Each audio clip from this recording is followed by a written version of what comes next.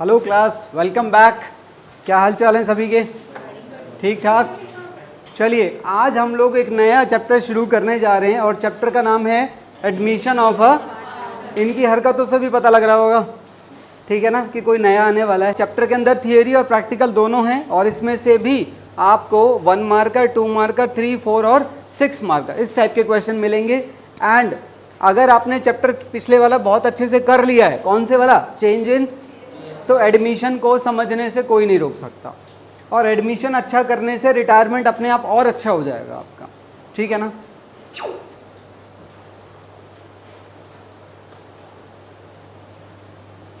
जी, partner थे 2, कई साल काम किया। आज यहाँ पर सी को पार्टनर बनाना चाहते हैं। सी के आने से पहले ए और बी की कैपिटल कितनी थी? 1.5 लाख और 1.5 लाख। तो जब सी आएगा तो सी कोई रिश्तेदार तो है नहीं, तो सी से भी हम क्या बोलेंगे, भाई तू भी कैपिटल लेके आ। मैंने मान लिया फिलहाल कि वो भी 1.5 लाख ही लाएगा। हालांकि ऐसे नहीं होता कि वो 1.5 लाख ही लाएगा, वो डिसाइड करने का एक तरीका होता है कि कितनी कैपिटल लाएगा। उसके बारे में बाद में बात करेंगे, चैप्टर के लास्ट का टॉपिक है एक, ठीक है ना। तो मैं मान रहा हूँ फिलहाल ये उनके बराबर कैपिटल ही लेके आ रहा है, 1.5 लाख। क्लियर है ना। अच्छा, इसकी जर्नल एंट्री हमें किशोर बताएगा। 1.5 लाख रुपए की कैपिटल लाने की एंट्री, हाँ, इसकी एंट्री में तो कुछ भी नहीं है। Cash account debit to C's capital 1.5 lakh, पक्का ना। हाँ ठीक है, कोई दिक्कत ही नहीं है। अच्छा, जिस दिन ये सी यहाँ पर आएगा कैपिटल तो लाएगा। अब यहाँ पर पार्टनर हो गए 3। सी को ऐड क्यों किया गया, इसका रीजन क्या है? किसी पार्टनर को ऐड क्यों किया जाता है? और कैपिटल चाहिए या फिर हाँ, वर्कलोड को हैंडल करने के लिए। बेसिकली आपको अपनी मैनेजरियल एफिशिएंसी अगर बढ़ानी है तो उसका एक बहुत अच्छा तरीका है किसी को पार्टनर बना लो। तो कई रीजंस हो सकते हैं किसी बंदे को अपने साथ ऐड करने के पीछे। रीड करो जरा।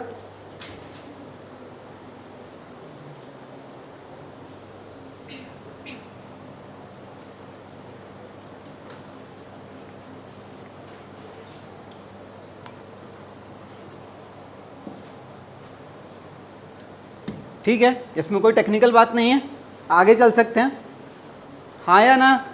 अच्छा, जैसे हमने पिछला चैप्टर किया था चेंज इन पीएसआर, उसके अंदर पार्टनर जब अपना रेशियो बदलते थे तो 3 एडजस्टमेंट होती थी, एक फ्यूचर की, एक पास्ट की और एक प्रेजेंट। इसमें भी सेम वही एडजस्टमेंट की जाएंगी जब एक नया पार्टनर आएगा।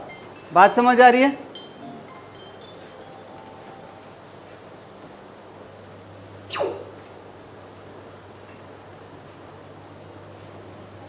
हाँ जी, एडजस्टमेंट क्या क्या हमें करनी है। कुछ तो अकाउंटिंग एडजस्टमेंट है जो कि बिल्कुल वही हैं जो पिछले चैप्टर में की गई थी, और एक होती है नॉन अकाउंटिंग एडजस्टमेंट। ये क्या है? बेसिकली नई पार्टनरशिप डीड बनाना। और नई पार्टनरशिप डीड तो बनानी पड़ेगी या पुरानी से काम चल जाएगा? नहीं, इसे क्या बोलते हैं हम? Reconstitution of. मैंने पहले ही बताया था ये 1 मार्कर क्वेश्चन है, बहुत पूछा जाने वाला क्वेश्चन है। और अगर अकाउंटिंग एडजस्टमेंट की बात करूं तो सबसे पहले यहां पर क्या निकलेगा? New ratio. और फिर ओल्ड और न्यू की हेल्प से क्या निकलेगा? और फिर एडजस्टमेंट फॉर, फिर एडजस्टमेंट फॉर, और फिर एडजस्टमेंट फॉर, और ये एक एडिशनल एडजस्टमेंट इसके अंदर है। और ये एडजस्टमेंट ऐसी है, आप इसे इस चैप्टर में सीख रहे हैं, और ये एडजस्टमेंट पिछले चैप्टर में चेंज इन पीएसआर, उसके अंदर अपने आप आपको समझ आ जाएगी। मैंने नहीं सिखाई थी ना, क्योंकि ये बेस्ट टाइम है इसको यहाँ सीखने का, वो बेस्ट टाइम नहीं था। समझ आ रही मेरी बात? तो एक नई एडजस्टमेंट यहाँ जुड़ जाएगी, कैपिटल एडजस्टमेंट। तो इसको अभी चिंता मत करो इसकी, ये बहुत दूर की बात है, ठीक है। आगे बढ़ाया जाए काम को। लो जी, तो आपको क्या लग रहा है हमारा सबसे पहला काम यहाँ पर क्या होना चाहिए? पार्टनरशिप डीड तो नई बन गई, उसमें कोई बहुत बड़ी बात नहीं है। पहला काम क्या होगा? नया रेशियो निकालना। कभी कभी क्वेश्चन में हमें नया रेशियो पहले से ही दे देगा और पुराना भी दे रहा है, तो फिर क्या करोगे? फिर अगले काम पे चले जाएंगे, क्या? Sacrificing ratio. पर दिक्कत जब है जब आपको नया रेशियो क्वेश्चन में ना दिया हो, बल्कि उसको निकालने के लिए क्वेश्चन कुछ ना कुछ बातें भौंक रहा है। तो हमें वो केसेस आज डिस्कस करने हैं कि नया रेशियो किस किस हालात में कैसे निकालना है। आप शुरू करें बात, आओ।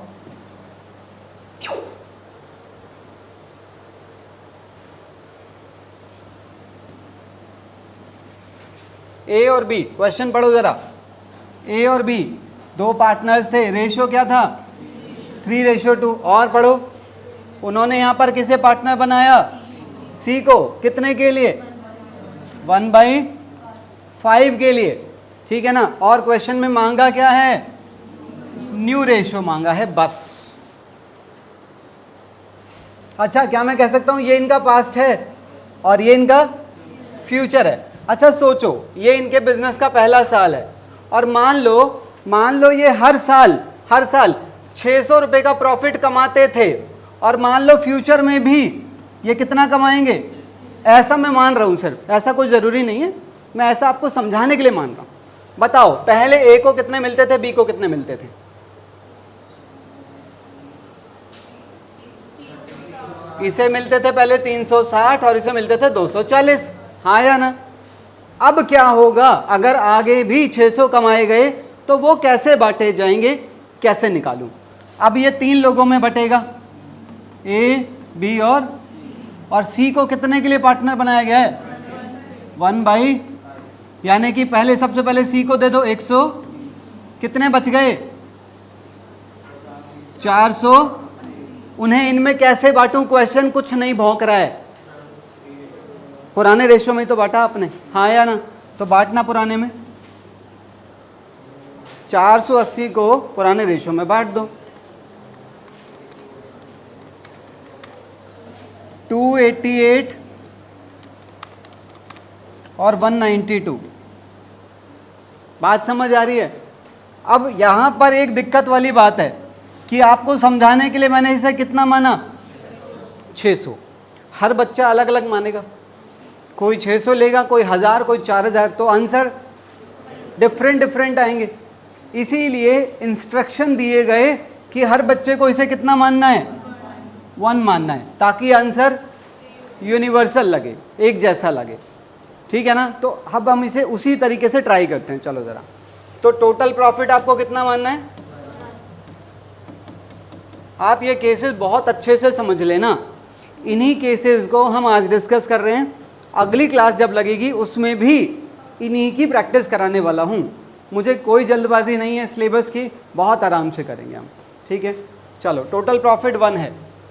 अगली लाइन क्या लिखूं, सोचो आप। मैंने टोटल जब 600 माना था तो सबसे पहले मैंने सी को ही तो दिया था, तो यहां पर भी सबसे पहले सी का शेयर लिखो, कितना है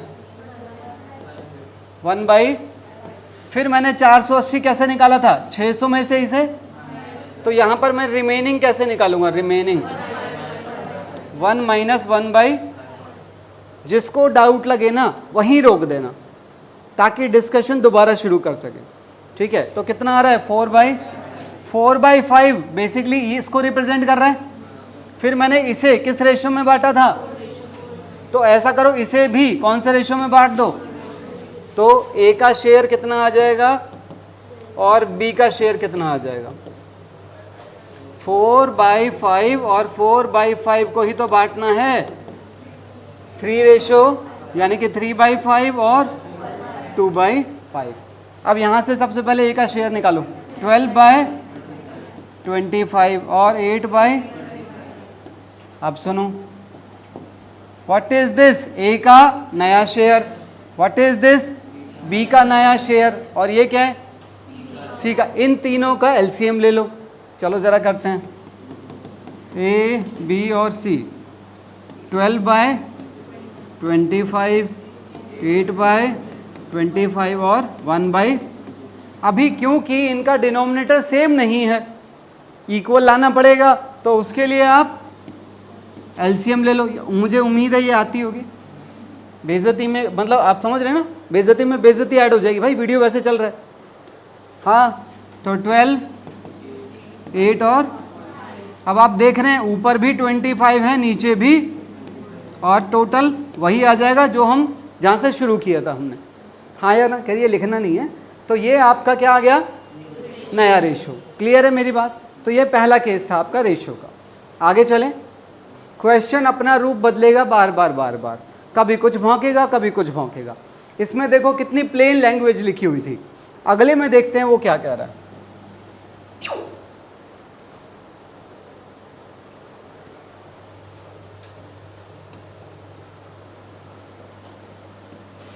हाँ जी, ए और बी किस रेशो में पार्टनर थे? सी आ रहा है कितने के लिए? कुछ और भी लिखा है यहाँ पर। ए और बी ने डिसाइड किया कि फ्यूचर में हम प्रॉफिट 5:3 में बांटेंगे। तो ये ए और बी का क्या है?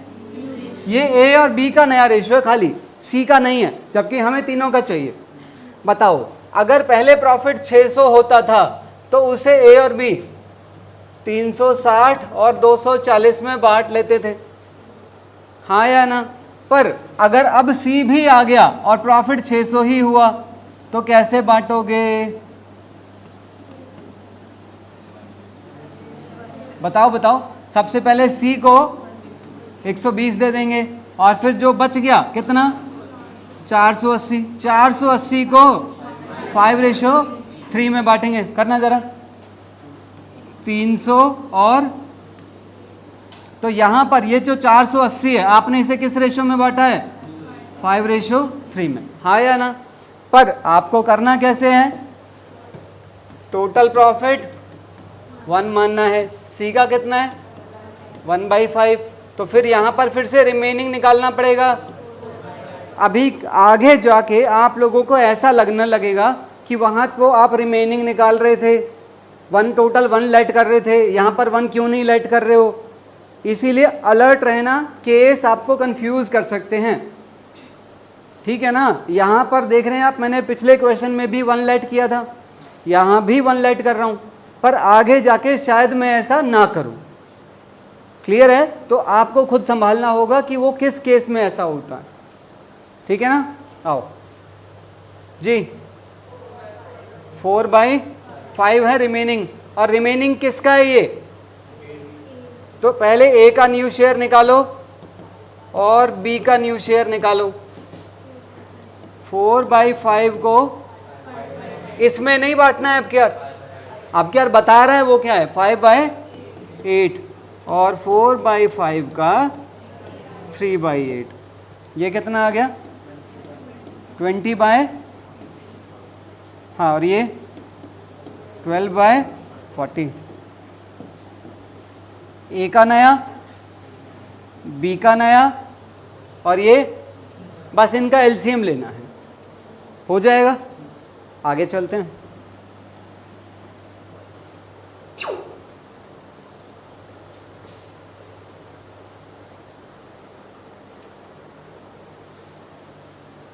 चलो ज़रा केस देखो।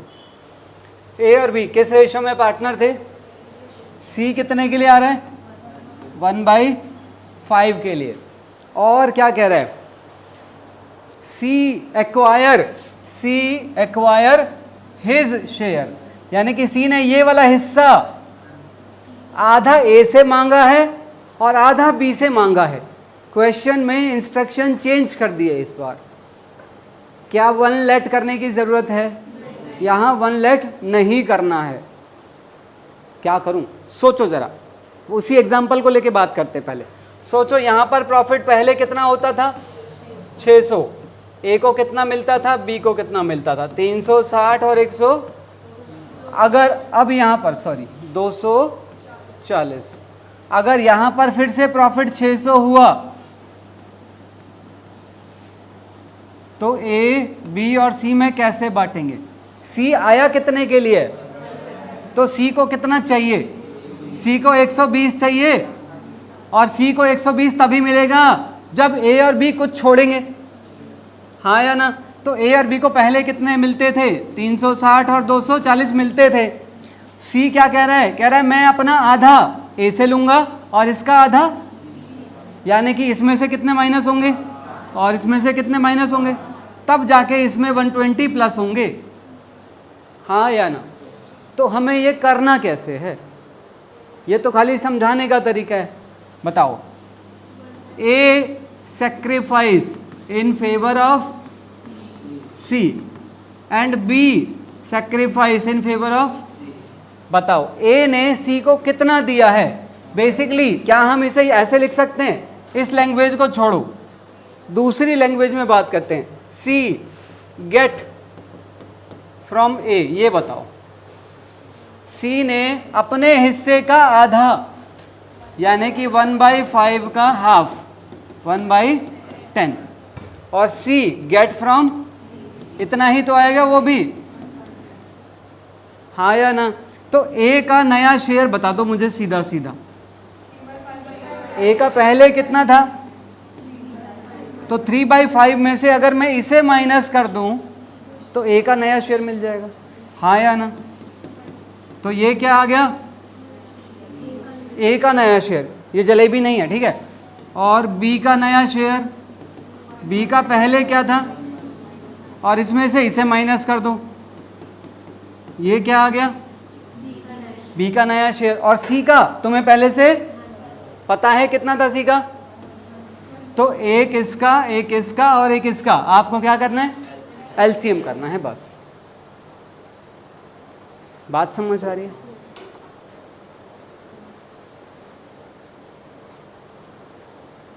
आगे चलते हैं।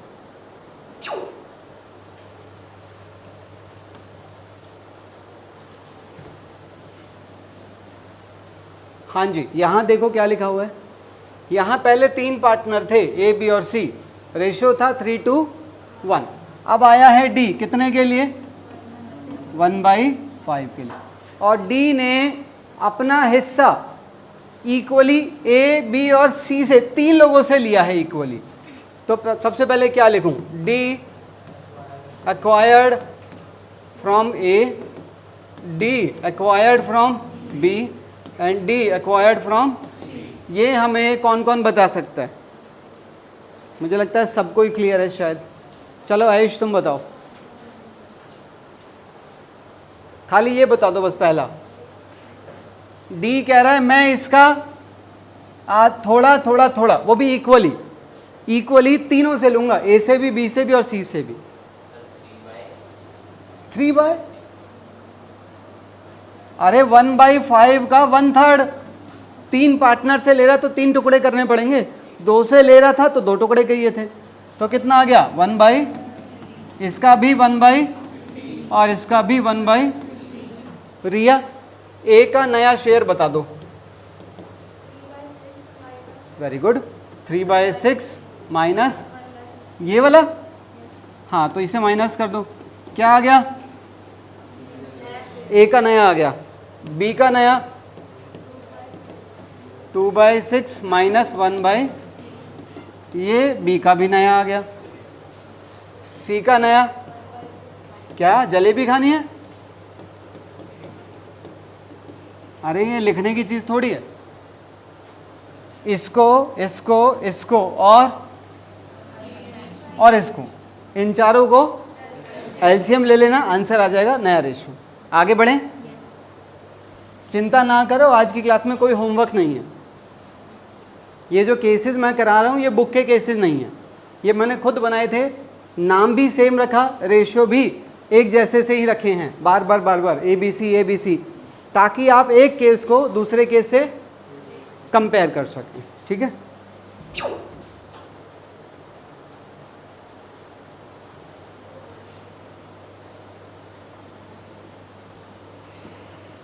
हाँ जी, ए और बी किस रेशियो में पार्टनर थे, 3:2 में। सी कितने के लिए आया है, 1/5 के लिए। क्या लिखा है, C acquires his share from in the ratio of 2:1। क्या कह रहा है ये, समझो जरा, पहले केस को समझते हैं। मान लो यहाँ का प्रॉफिट फिर से 600 था, तो पहले ए और बी कैसे बांटते थे उसे, इसे 360 मिलते थे, इसे 240 मिलते थे। अब यहाँ पर क्योंकि कौन आ गया है, सी, हाँ सॉरी, सी आ गया है कितने के लिए, 1/, और मैं मान रहा हूँ ये प्रॉफिट आज भी 600 ही है। बांटो ज़रा, ए बी और सी को वैसे कितना चाहिए, 120 चाहिए, इनके लिए कितना बचेगा, 480। 480 2 मिनट के लिए इसे हटा दो। ए को पहले कितने मिलते थे, 360, और इसे पहले कितने मिलते थे। अब सी क्या कह रहा है, कह रहा है मुझे कितने चाहिए, इसे 120 तभी मिलेंगे जब ये दोनों छोड़ेंगे। क्या कह रहा है, सी कह रहा है मैं अपना हिस्सा इस रेशो में ए और बी से लूँगा, मतलब 120 का 2/3, यानी कि 80 इससे लूँगा और 40 इससे लूँगा। बात समझ आ रही है। तो ये 80 कैसे निकाला, 120 इंटू 2/3 एंड 120 इंटू 1/3, पक्का। पर आपको सॉल्व करने के लिए क्या मानना है, 1 मानना है। चलो ज़रा करते हैं। टोटल प्रॉफिट इक्वल टू 1, बताओ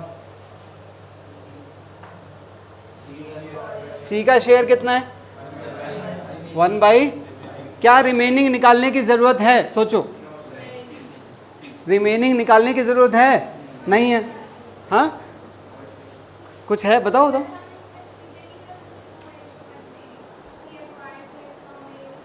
मैं उसी पे आ रहा हूँ। सी एक्वायर फ्रॉम ए कितना, और सी एक्वायर फ्रॉम बी कितना। सी ने इसको ही तो लिया है, 1/5 का 2/3 और 1/5 का 1/3, यानी कि 2/15 और 1/, हाँ। तो ए का नया कैसे निकालूं, ए का कितना था, 3/5, इसमें से इसे माइनस कर दो 2/15, तो ये क्या आ जाएगा, ए का नया। बी का नया 2/5 माइनस 1/, तो ये आ गया बी का नया। उसके बाद इसको इसको और इसको एलसीएम ले लेना, हो जाएगा। ये 2 केसेस हैं, ठीक है, दोनों को साथ साथ करना है हमें, ठीक है। समझाऊंगा मैं एक ही, दूसरे का आंसर आप देंगे मुझे एक लाइन के अंदर। पहले यहां आ जाओ ज़रा। ए और बी किस रेशो में पार्टनर थे, ठीक है ना, और कौन आ रहा है, कितने के लिए, पता नहीं, कहाँ पता लग रहा है, कहाँ है पता, कहाँ लग रहा है, बस ये लिखा है कि सी आ रहा है, कितने के लिए आ रहा है, कहाँ लिखा है, कुछ और लिखा है, ए सरेंडर 1/6 ऑफ हिज शेयर। यहाँ हिज का मतलब क्या है, हिज का मतलब एक ही बात कर रहा है, वो सी की बात नहीं कर रहा है, ठीक है ना। तो क्या मैं ऐसे लिख दूं, ए सरेंडर इन फेवर ऑफ सी कितना, 3/5 का, ये मैं मल्टीप्लाई क्यों कर रहा हूं, क्योंकि क्या लिखा है, ऑफ लिखा है। बात समझ आ रही है, 3/5 का या 3/5 में से नहीं लिखा है, का लिखा है, ऑफ लिखा है, हाँ या ना। तो इसका यानी कि कितना, 3/30, पक्का ना। आगे चलो, B surrendered in favour of C, बताओ 2/5 का, यहां पे भी ऑफ लिखा है, कितना, 2/15। कोई दिक्कत नहीं है, ये मत सोचना कि इनका डिनोमिनेटर अलग अलग है, इनकी ज़रूरत भी नहीं है हमें। हाँ आगे, हाँ बिल्कुल ठीक है, ए का नया शेयर निकालते हैं। ए का पहले कितना था, 3/5, इसमें से इसे माइनस कर दो, तो ये क्या आ जाएगा,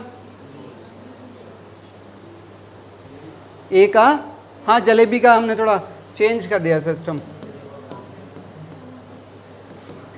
हाँ, इमरती भी ऐसी नहीं होती है रे, बस भाई बस, मैं ये वाले नाम ज़्यादा नहीं सुन सकता। ठीक है, ये कुछ और बन गया है, पता नहीं कुछ होता होगा, नई मिठाई आई है, ठीक है ना। क्या कुरकुरे, बुलबुले, अच्छा। अभी सी का भी निकालना पड़ेगा भाई, क्योंकि सी का दिया नहीं है इस क्वेश्चन के अंदर। इन दोनों को ऐड कर दो ना, हाँ या ना, क्योंकि ये वो है जो ए ने सी को दिया और ये वो है जो बी ने, तो दोनों को ऐड कर दो। तो 3/30 प्लस 2/15, तो ये भी तुम ऐड कर लेना, आ जाएगा नया रेशो। इन तीनों का एलसीएम लेना है आपने, हाँ या ना। अब ज़रा इस केस को उस केस के साथ कंपेयर करो और मुझे ये बताएंगे आप, क्या ये पूरा आंसर मैं उसके अंदर लिख सकता हूँ, या सुन तो ले, या इसमें कुछ ऐड करना पड़ेगा या इसमें से कुछ हटाना पड़ेगा। और किसी को अपना आंसर में मल्टीप्लाई बोलना है वो भी बोल सकते हैं, टेक योर टाइम।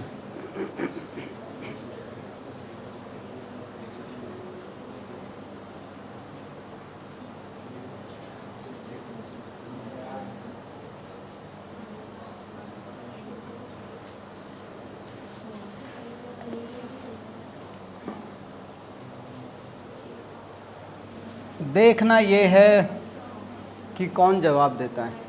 क्या ये पूरा आंसर उस बॉक्स में लिख सकते हैं? नहीं। कितने लोग कह रहे हैं नहीं? और कितने लोग इसके अपोजिट आंसर दे रहे हैं कि ये पूरा यहाँ लिखा जा सकता है? अकेला रजत कह रहा है। और कुछ ऐसे हों जो कह रहे नहीं इसमें से कुछ हिस्सा हटाओ, या कुछ ये कह रहे हो कि नहीं इसमें कुछ और भी ऐड होगा।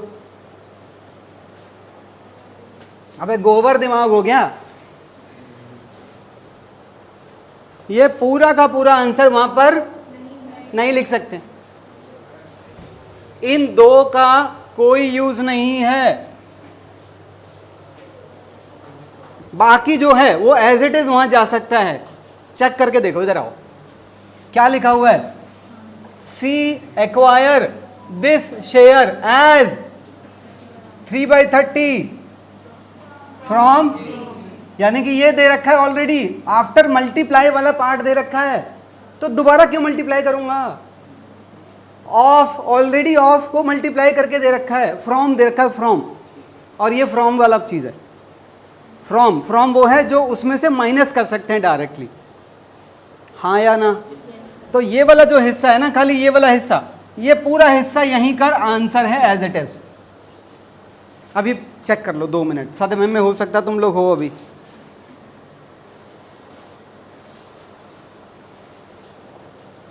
अरे भैया ये दोनों चीजें वहां पर दे रखी हैं थर्ड लाइन के अंदर।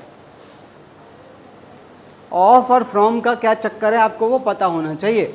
ऑफ का मतलब चीज को अभी मल्टीप्लाई करना बाकी है, और फ्रॉम का मतलब जो फ्रैक्शन है वो ऑलरेडी मल्टीप्लाइड है।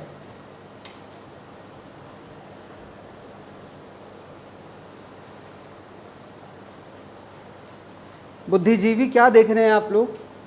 कुछ सोच रहे हो या खाली यूं ही बैठे हो? मतलब अपनी इमेज बना ले, चलो हाँ हाँ हम सोच रहे थे, ऐसी बात नहीं है, हैं? थोड़ी नज़र इधर उधर घुमाई, हाँ देखो हम सोच रहे थे। चलें? पक्का? चलो।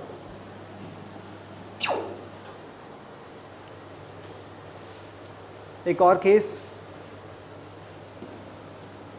बताओ। ए और बी रेशियो क्या था? कौन आया है? सी। ए सेक्रीफाइस, यहां पर क्या 1 लेट करना है?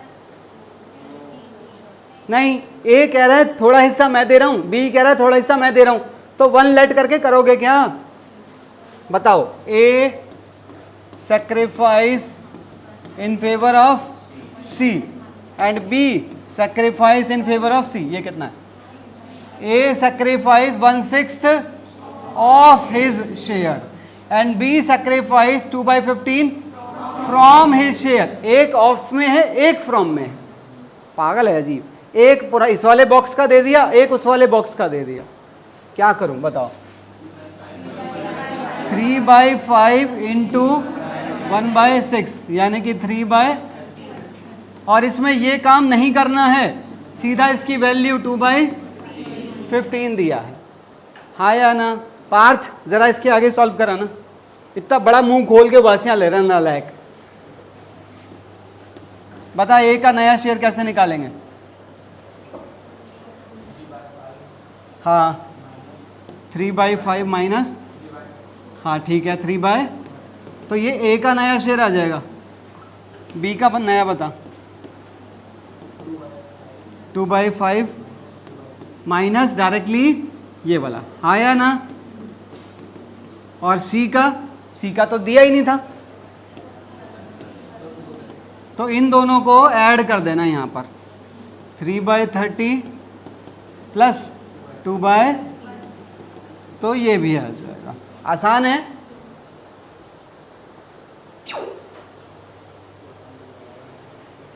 क्या कह रहे हो, कितने केसेस हैं? कहा किसी ने ऐसा? नहीं कहा तो फिर करते रहो, फिर क्या फ़ायदा जब तुम अब क्या 1 कब लेट करते हैं? है किसी के पास जवाब? 1 कब लेट करना है? क्वेश्चन में नया पार्टनर आ रहा हो और उसका हिस्सा दे रखा हो और बचे हुए पार्टनर्स के लिए कोई कंडीशन हो कि उनका प्रॉफिट का क्या होगा। अगर क्वेश्चन साइलेंट है तो जो रिमेनिंग पार्ट है वो पुराने पार्टनर अपने पुराने रेशो में बांट लेंगे।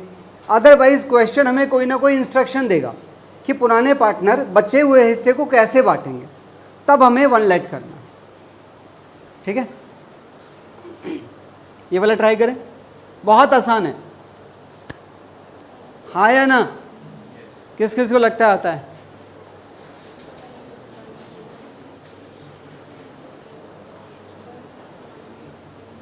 भाई इतना आसान है, खत्म क्वेश्चन है।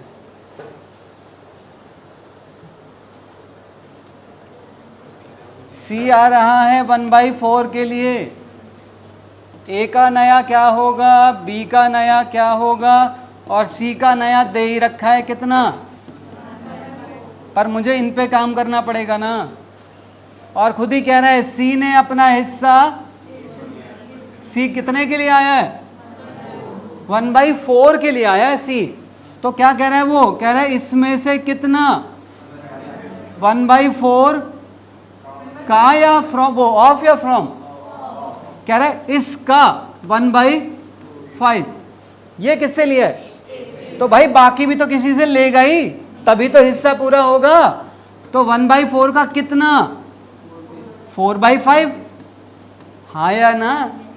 अरे तुम्हें इतना तो पता है, इसका मतलब 20% होता है और इसका मतलब 80% होता है।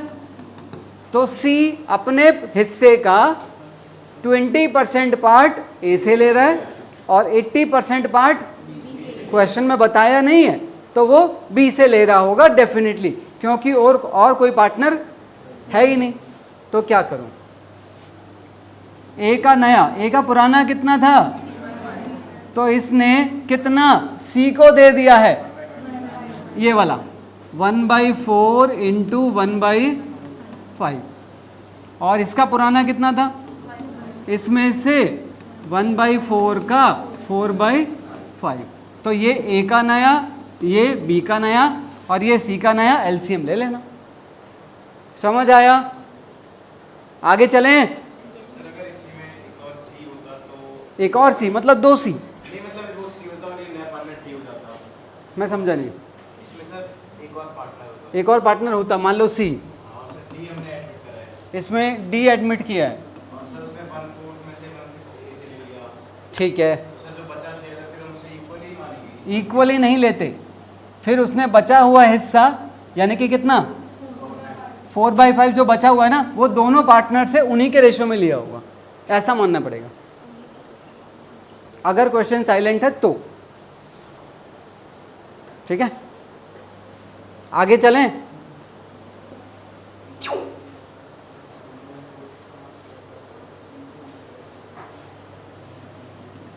ए बी और सी क्या रेशियो था? 2:1। डी आ रहा है कितने के लिए? 1/5 के लिए। और बी क्या कह रहा है? बी कह रहा है चाहे डी आए चाहे डी के पापा आए, कह रहा मेरा हिस्सा सेम रहना चाहिए जो पहले था। मतलब इसका साफ है कि कहीं ना कहीं बी राजी नहीं था कि डी आए, लग रहा है ना ऐसा। पर जबरदस्ती किसी ना किसी प्रेशर में आके उसने हाँ कह दी कह रहा ठीक है कर लो ऐड, चला लो अपनी, पर ध्यान रखना मेरा हिस्सा कम, तो बी का हिस्सा सेम रख दो जितना पहले था। क्या करूं? टोटल प्रॉफिट 1 ले लो, डी का कितना रखना है, और बी भी तो कह रहा है मेरा भी वही रखना है जो पहले था, तो इसका तो फिक्स है, और इस बार बी का भी फिक्स कर दिया क्वेश्चन के अंदर, 2 फिक्स हैं इस बार। अगर 2 फिक्स हैं तो रिमेनिंग निकाल लो 1 में से, अब क्या ये दोनों माइनस होंगे, 1 में से 1/5 भी और 2 दोनों माइनस कर दो, बताओ 2 तो ये जो बच गया ये किसका है, ये ए और सी का है। अब ए और सी का रेशो ये वाला और ये वाला लेना है बस, तो कैसे बांटू इसे बताओ, 2/5 को ही बांटना है, इंटू 2 इंटू 1 अपॉन में 3 करूं कि 5 करूं, 5 मत कर देना, 5 तो 3 लोगों का था टोटल, हमें खाली ए और सी में बांटना है, तो इनका टोटल 3 है ना, तो 3 में करो ना, क्योंकि अगर आपने नीचे 5 लिया तो यहाँ भी 5 यहाँ भी 5, पर ऊपर तो 1 और 2 ही है, तो न्यूमरेटर और डिनोमिनेटर मिलके सेम बनाना चाहिए ना, समझ भी आ रहा है? हाँ, तो इससे क्या मिल जाएगा, ए का नया शेयर, इससे सी का नया शेयर, और इनके पहले से क्वेश्चन में फिक्स हैं तो एलसीएम निकाल देना, पल्ले पड़ गई बात। टोटल प्रॉफिट 1 क्यों लिया है, क्योंकि और कोई जरिया नहीं है वहां तक पहुंचने का। क्वेश्चन में आने वाले पार्टनर का हिस्सा दे रखा है और बी का भी पहले से फिक्स किया हुआ है, 2 लोगों का फिक्स कर दिया तो बाकियों का भी तो हमें फिक्स करना पड़ेगा, क्योंकि जब तक चारों का रेशो नहीं निकलेगा हम नया रेशो नहीं निकाल सकते, तो 1 में से माइनस करके ही तो पता चलेगा कि ए और सी का क्या होगा, हाँ या ना? आगे चलें।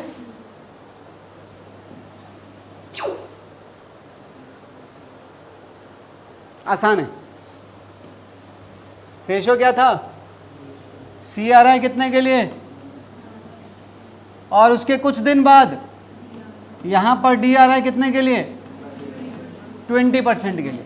तो पहले तो यहां पर खाली 3 ही पार्टनर बनेंगे ना, पहले यहां पर जब नया रेशो निकालोगे तो वो नया रेशो ए बी और सी का निकलेगा, तो पहले उस पर काम करते हैं। अभी डी को पार्टनर मत बनाओ, बताओ सी आ रहा है 1/6 के लिए, बताओ पहले खाली इतना बताओ।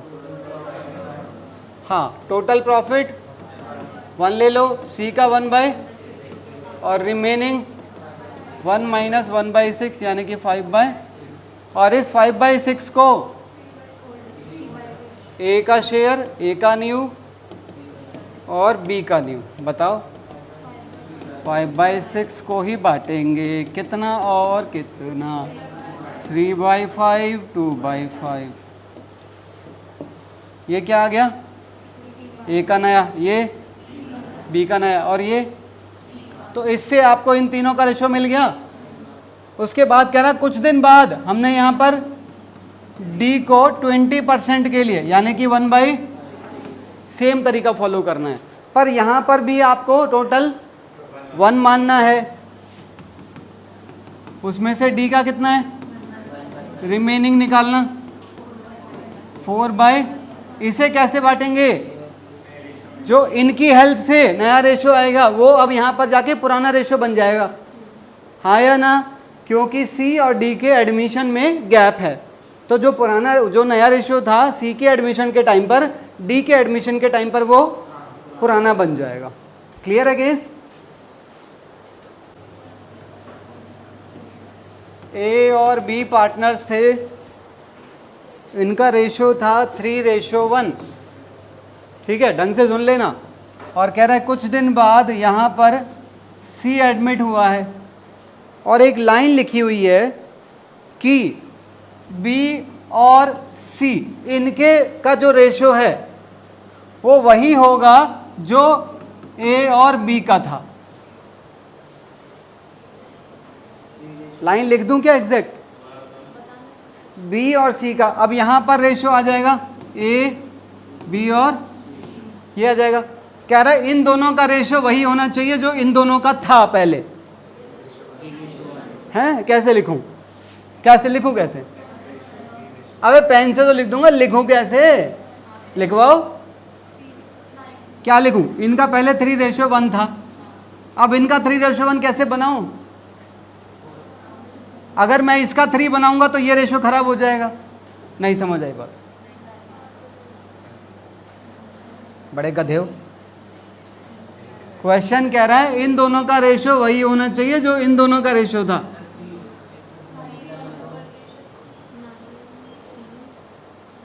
इजी तरीका बताऊं पहले समझाने के लिए, फिर सही तरीके पे आ जाएंगे। क्या मैं इसे 9:3 लिख सकता हूं? और क्या मैं कह सकता हूं कि B's share is 1/3 of A? हाँ या ना? B's share is 1/3 of, hence